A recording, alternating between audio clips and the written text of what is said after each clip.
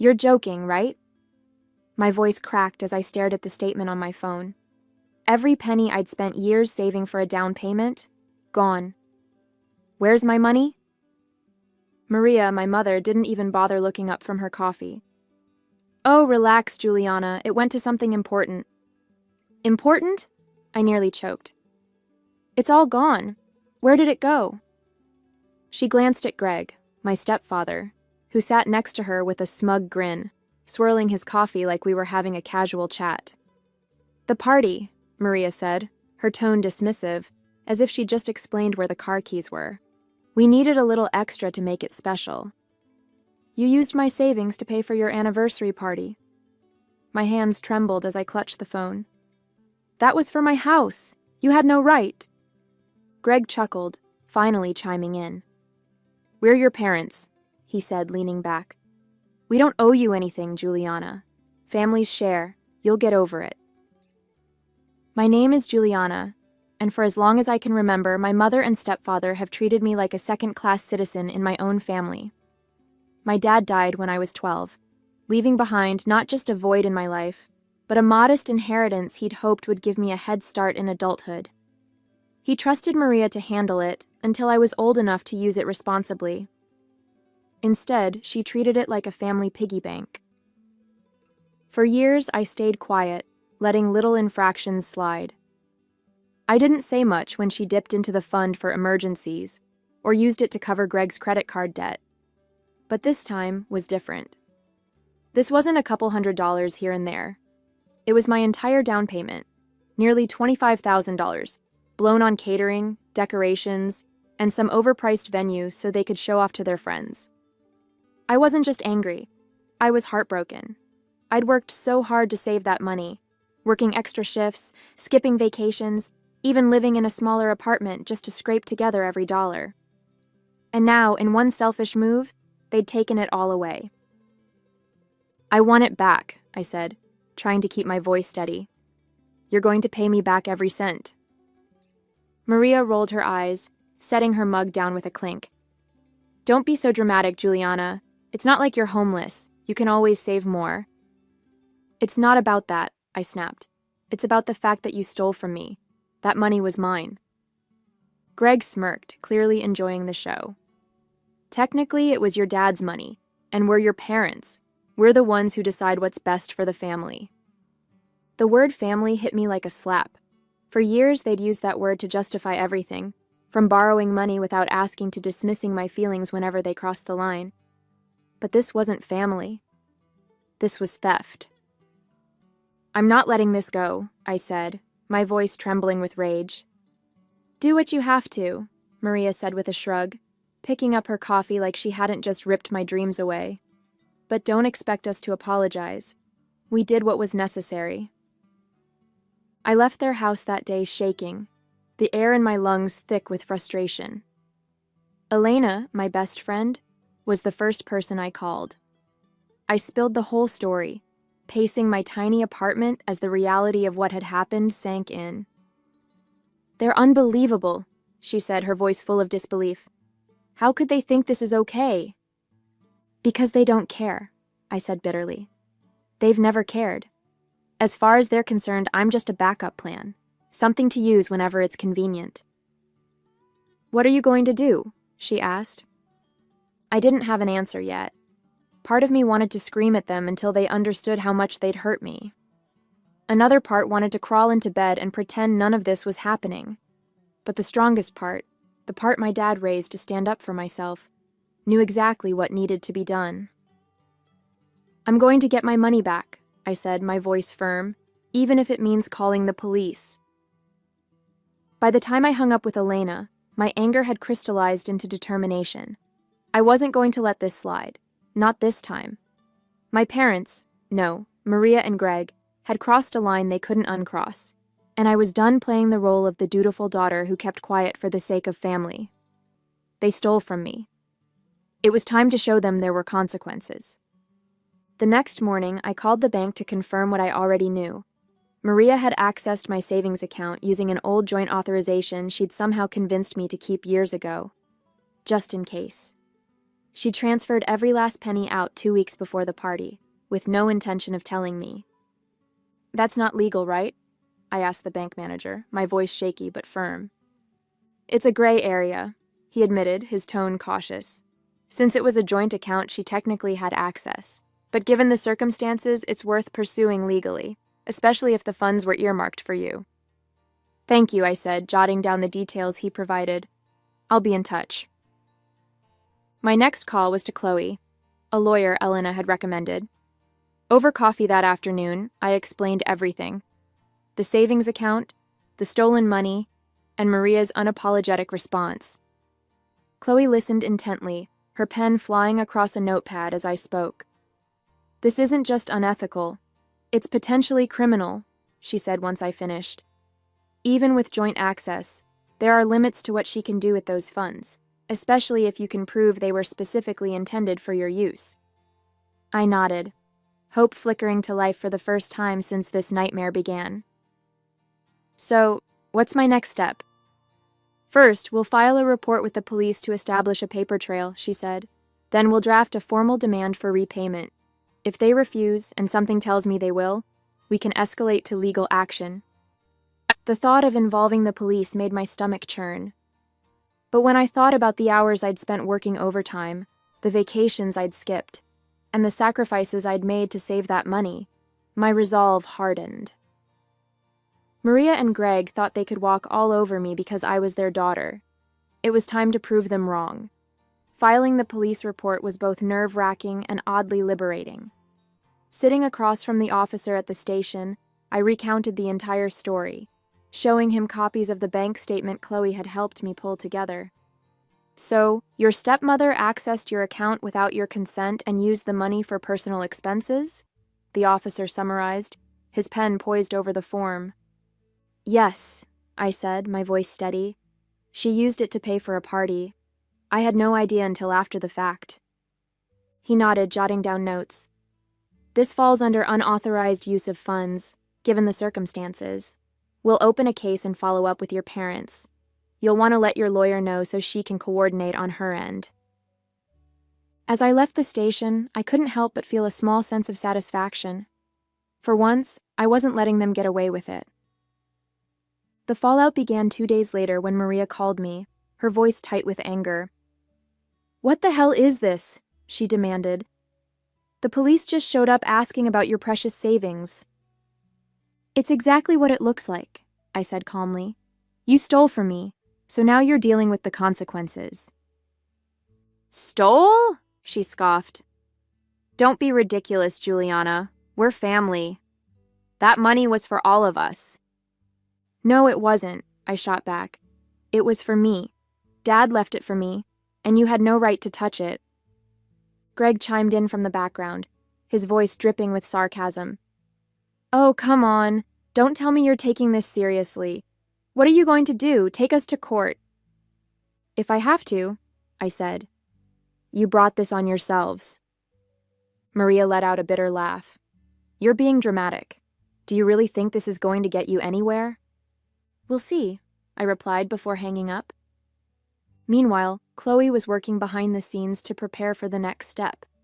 She'd already sent a formal demand letter to Maria and Greg, outlining the amount they owed and giving them a deadline to repay it. As expected, they ignored it. "They're doubling down," Chloe said during one of our meetings, "which is exactly what we want. The more resistant they are, the worse it'll look for them if this goes to court." "And if they refuse altogether?" I asked. "Then we escalate," she said simply. "But don't worry.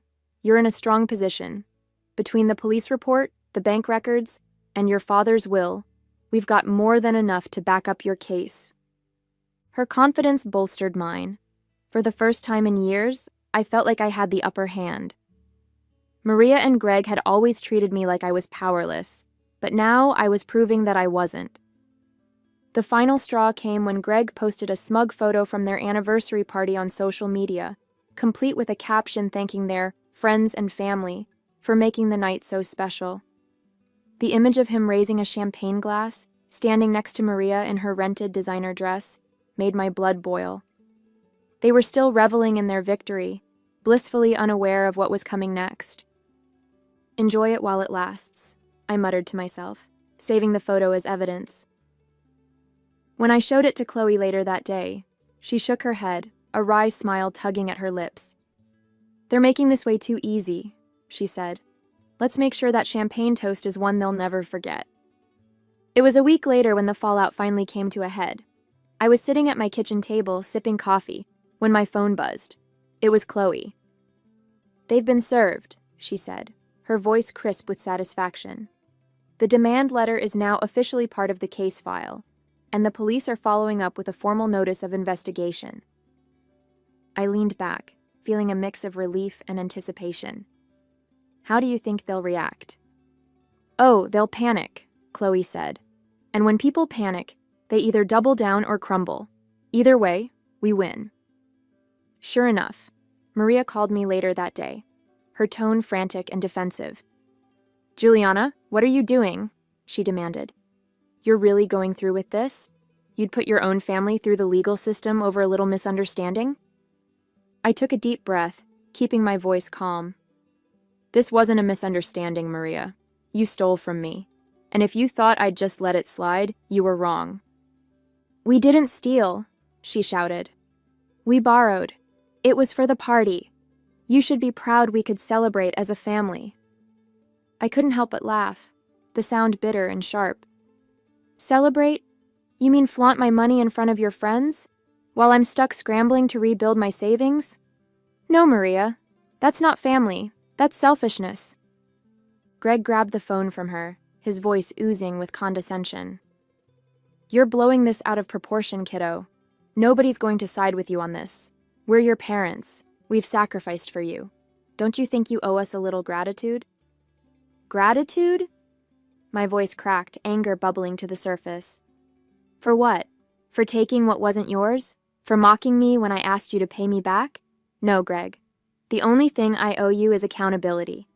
And trust me, you're about to get it." That evening, the police knocked on their door. Chloe had warned me not to expect fireworks. It wasn't an arrest, just a formal inquiry. But I couldn't help imagining their faces as the officers explained the seriousness of the situation. Sure enough, Maria called me again, this time with a completely different tone. "Juliana, please," she said, her voice shaking. "You didn't need to bring the police into this. We can talk about it, figure something out." "We tried talking," I reminded her. "You laughed in my face and told me to get over it. Now it's out of my hands." Her voice cracked. "This could ruin us. Do you really want to do that to your own mother?" The irony of her words hit me like a slap. Your own mother. As if she hadn't already ruined the trust between us. As if her actions didn't scream that she cared more about appearances than about me. "I didn't do this to you," I said quietly. "You did it to yourself."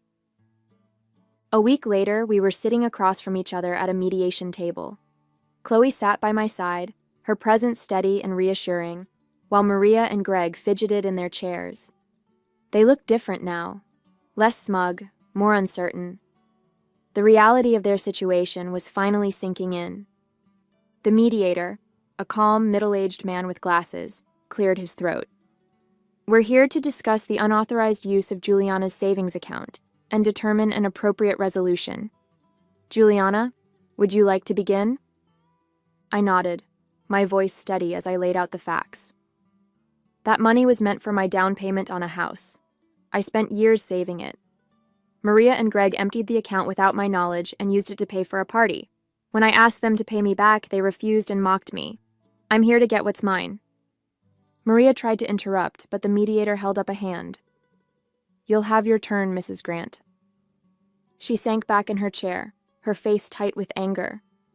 When it was her turn to speak, Maria's voice was shaky but defensive. "We didn't mean any harm. We thought it was better for the family to celebrate. Juliana's young. She has time to save more. We didn't realize she'd take it this far." "You didn't realize?" Chloe cut in, her voice sharp. "You drained her account without permission and then dismissed her concerns. That's not a misunderstanding. That's theft." Greg opened his mouth to argue, but one look from the mediator silenced him. "Let's stick to the facts," the mediator said, Based on the evidence, it's clear the funds were intended for Juliana's use. Mrs. Grant, Mr. Grant, you have two options. Repay the full amount immediately or face a civil suit, potentially accompanied by criminal charges. Maria's face turned red, her composure cracking. We don't have that kind of money lying around, she snapped. We spent it on the party. Then you'll need to figure out a way to repay her, the mediator said firmly. Otherwise, we proceed with legal action. For a moment, there was silence. Then Greg leaned forward, his voice low. What if we agree to a payment plan? Chloe raised an eyebrow. That's a start, she said. But Juliana has the final say. I looked at them, seeing not the untouchable figures of authority they'd always tried to be, but two flawed, selfish people scrambling to avoid the consequences of their actions. A payment plan is fine, I said finally. But I want it in writing, and if you miss even one payment, the deal's off. They nodded reluctantly, their bravado completely gone. As we left the mediation room, Chloe put a hand on my shoulder. You did good, she said. They won't forget this. Neither would I. The mediation agreement was signed that same day, and as I walked out of the building, I felt a weight lift off my chest. It wasn't just about the money anymore, though getting it back was a relief. It was about standing up for myself. For years, I'd let Maria and Greg take advantage of me, convincing myself that it was easier to stay silent. But not this time.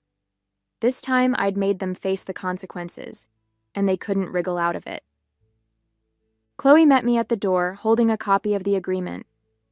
They'll be making monthly payments directly into your account, she said, giving me a proud smile. If they so much as miss one, we're ready to file a lawsuit. Thanks for everything, Chloe, I said. I couldn't have done this without you. You did the hard part, she replied. I just made sure the system worked for you. The first payment came through a week later, and while it wasn't the full amount, seeing even a fraction of my savings back in my account was like a balm for my anger. Elena came over that evening to celebrate, bringing takeout and a bottle of wine. To never letting anyone walk all over you again, she said, raising her glass. To finally standing up for myself, I replied, clinking mine against hers. As we talked, I realized how much had changed in the past few weeks. For so long, I'd put Maria and Greg's needs ahead of my own, convincing myself that family obligations outweighed my feelings.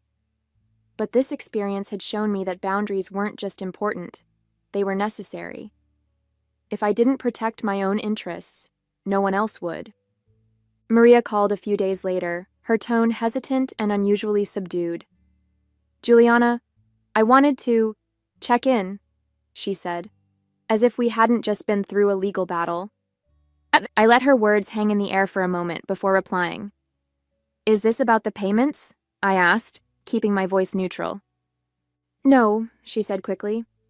I just wanted to see how you're doing. I didn't believe her for a second. She wasn't calling out of concern. She was calling because she didn't know how to handle the new dynamic between us. For the first time, she couldn't guilt or manipulate me into giving her what she wanted. I'm doing fine, I said, and I expect the next payment on time. There was a pause, and then she sighed. We're family, Juliana. I hope one day you can forgive us. I didn't respond to that. Forgiveness was a long way off, and it wasn't something she could demand just because it suited her. I have to go, I said, ending the call before she could say anything else. Over the next few weeks, I started to rebuild, not just my savings, but my sense of self. I adjusted my budget, picked up a few extra shifts, and focused on the future. The dream of buying my own home was still alive, and while Maria and Greg's payments weren't enough to cover everything, they were a start. Every time a payment hit my account, it felt like a small victory, a reminder that I had taken control of my life. It wasn't about revenge. It was about justice, about proving to myself that I was stronger than the people who had tried to take advantage of me. And I was. Months later, as I scrolled through real estate listings, I felt a flicker of hope I hadn't allowed myself to feel in a long time. The savings were growing steadily, partly from my own hard work, partly from Maria and Greg's payments. While the process was slower than I'd planned, the goal of buying my own home was back within reach. I smiled as I bookmarked a listing for a small but charming house on the outskirts of town. It wasn't extravagant, but it was mine, or at least it would be soon. And this time, no one would take it away from me. Maria and Greg continued their payments, though not without the occasional grumble. They'd tried to negotiate for lower amounts, citing financial strain, but Chloe had shut them down each time. The terms were clear, and any deviation would result in immediate legal action. They had no choice but to comply. I didn't hear from them often, which was fine by me. When Maria did call, it was usually under the guise of checking in, though her real motive was always clear. "We've learned our lesson," she said during one call, her voice strained. "I hope we can move past this someday." I didn't bother sugarcoating my response. "Moving past this starts with you taking responsibility, Maria, and that means finishing what you started." There was silence on the other end before she muttered a curt goodbye. I hung up, feeling no guilt. For the first time, I wasn't bending over backward to make someone else feel better at my expense. It was freeing. Elena and I celebrated my progress one evening over dinner. As we clinked glasses, she said, "You know, I've never seen you like this, so confident. It looks good on you." "Thanks," I said, smiling. "I guess I finally realized that standing up for myself doesn't make me a bad person. It just makes me... me." "And you are pretty awesome," she said with a wink. We laughed, and for the first time in years, I felt like I was exactly where I was supposed to be. The betrayal, the anger, the fight, it had all been worth it, not just to reclaim my savings, but to reclaim my self-respect. A few weeks later, I drove by the house I'd bookmarked. I parked across the street, imagining myself inside, filling it with my things, my life, my future. It wasn't just a house. It was a symbol of everything I'd worked for and everything I'd overcome. As I sat there, I thought about my dad. He'd worked so hard to provide for me, to make sure I had a foundation to build on. Maria and Greg had tried to take that from me, but they hadn't succeeded. I knew he'd be proud, not just of the house I'd soon own, but of the strength I'd found in myself. I took a deep breath and smiled. This was my life, and it was finally mine to build.